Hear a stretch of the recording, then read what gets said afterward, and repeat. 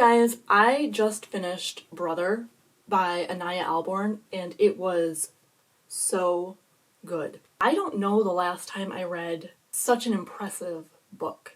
The layers to this, both in terms of the character development for Michael, who is the main character, and in terms of the plot, the amount of things that just start stacking up. It's so impressive. It takes place in the 80s, and we are in the Appalachian Mountains. It is basically the story of a family that is crazy, doing crazy things. It has a resemblance to Texas Chainsaw Massacre, a little bit of South Park thrown in. I now want to read as many Ania Ahlborn books as I can get from the library. So this year I'm hoping to read a few more of her books. I'm still interested in reading more Ronald Melfi. I've got my Stephen King project, all this stuff, but this author impressed me so much with this one book that now I just have to, choose what to read next. The beauty of this book, it's a horror book, that the family is killing girls, and everyone in the family participates aside from the daughter, Misty Dawn. She doesn't participate in the murders, but she is definitely a prisoner of the family's line of work. I think the real horror here is that there's a mother and a father. They are the adults, and they are the ones who teach their children that this is the way to live. So they're doing these horrible things. They are taking women, killing them, eating them, and we follow Michael. He is a sympathetic character right from the beginning because we know he does not enjoy his role in the family business. He does not do the actual killing, but he does procure people with his brother, Reb, and he has to do what they called field dressing of the bodies. So he ends up doing the wet work, the bloodletting and the skinning and the meat cutting. And it's the layers that we find peeling back from Michael that just make this such a heart-wrenching book. So, very spoiler heavy. We find out that Michael doesn't like what his family does. He would like to be a normal boy. We find out he is not even a part of this family. He's been taken in by them. That makes it even worse. He feels obligated to them because they have taken care of him all these years. His brother hates him. Reb he's abusive toward him. The only one who really seems to appreciate Michael is Misty Dawn, his sister. He sticks around mostly to protect her because the mother is totally crazy. She's the one who wants these women. She's the one who kills them. She enjoys the kill. Then we get another layer. We find out that Michael, not only is he adopted by this family, he was abducted. So Reb, his brother, stole him from the side of the road when he was 4 years old, brought him to his house, and the dad helped. The dad was driving. So Michael is taken from his family. He went to live with psychos, murderous psychos, that he feels indebted to.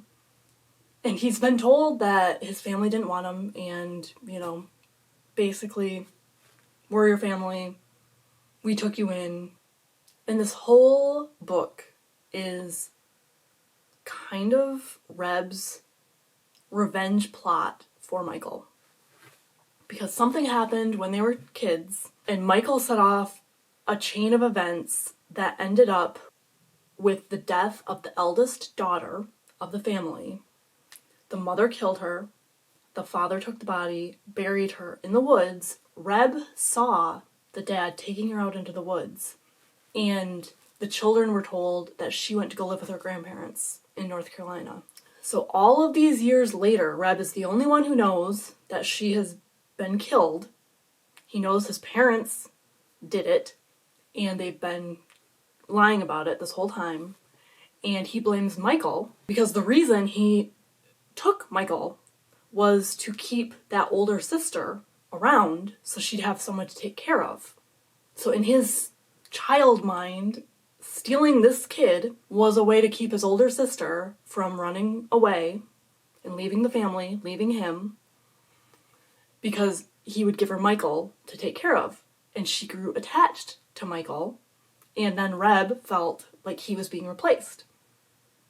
So the whole dynamic is so fucked up. So for all of these years, Reb has resented Michael, but he's stuck with him because he took him and he can't give him back. Michael feels obligated to this family because he believes the lie that he was abandoned by his parents, and this Morrow family was the one saving grace for him. The intricacies of this story are so brilliant. We start unraveling Reb's plan, and it is horrifying. Horrifying. Broad strokes, Reb finds out who Michael's real mother is and his sister. Michael has no idea who these people are. Reb befriends the mother, brings her to the house, to the murder house. Once she's been murdered, Michael has to disassemble her and cut some of the meat for dinner. This whole time, he has no idea it's his mom. His fake mother makes some kind of a stew, so he is eating his own mother in this stew, which he later finds out. When all of this comes to a head, all of these things get found out. Michael finds them out, and it just breaks your heart. It's so twisted and so dark. Reb has befriended a girl who is friends with Michael's real sister, but Michael doesn't know, and he's been pushing Michael toward this girl, and I thought there was going to be a weird, creepy incest angle, which I'm glad it didn't progress to that. Michael falls in love with this girl, and he is such a stunted human. He doesn't know how to engage with people because the family keeps to themselves. They don't interact with people. He's so broken and so abused. It's very sad. So he falls in love with this girl, Alice, who is in fact his sister. And he wants to protect her, and he wants to also protect Misty Dawn still. And there are these tiny hints that are peppered in that are kind of what clued me in that this is his sister. So basically this story is Michael's realization that his entire life has been a lie.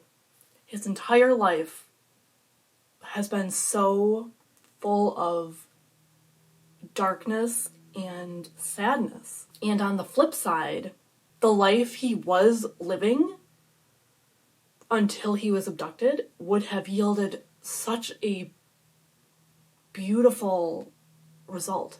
His real parents were loving and kind. The utter anguish that Michael feels once all of this has been made clear to him. You know, he was taken from a loving home. He was raised by psychos. They made him participate in terrible events. He got very little warmth from anyone in the family. Reb actively hates him. Reb is trying to now destroy him. He has a whole revenge plot, which is so twisted, but so intricate and really impressive. The big thing at the end, Michael gets his revenge, which I thought was fitting. He ends up killing his parents, he ends up killing Reb, but Reb has ruined any relationship he could ever have with Alice. He brought Alice and another girl over to the house, and he made Michael kill this other girl, Lucy, in order to save Alice. So Alice witnesses all of this. She's traumatized. She is just never going to look at Michael the same. Even if they escape the situation, it's ruined. It's all ruined. And it's heart-wrenching. And it's devastating because you want Michael to have a chance to get a life after his was taken from him. His entire life has been taken from him. And you get the sense that he is a decent person and he's just in a bad situation and can't figure out a way to get himself free of it. And then, you know, the whole time I'm thinking, well, it'd be better if Michael died. You know, it would just... How do you recover from this? I don't think you can. Alice, he tries to help Alice, and she ends up stabbing him and killing him, which you can't really blame her, but it's just another unfortunate thing for Michael to have to endure. It made me really sad. I didn't cry. This book didn't make me cry, but it just, like I said, the anguish and despair, it just is off the charts. And the end is bleak. It's not a definite end, but you kind of feel like Alice probably isn't going to survive. So it's just a very big tragedy on all fronts. I do think it will make you think about it after you're done reading it for a while. Not so much in a disturbing way, like it haunts you, but more of a, you just feel so bad for Michael. Just so bad. Ania Ahlborn did an amazing job. She really made you sympathize with someone you probably weren't thinking you were going to be able to sympathize with. Michael is humanized in a way that Leatherface isn't. I'm really excited to see what else Ania Ahlborn has written, and maybe we'll talk about those things later. Have a spooky day.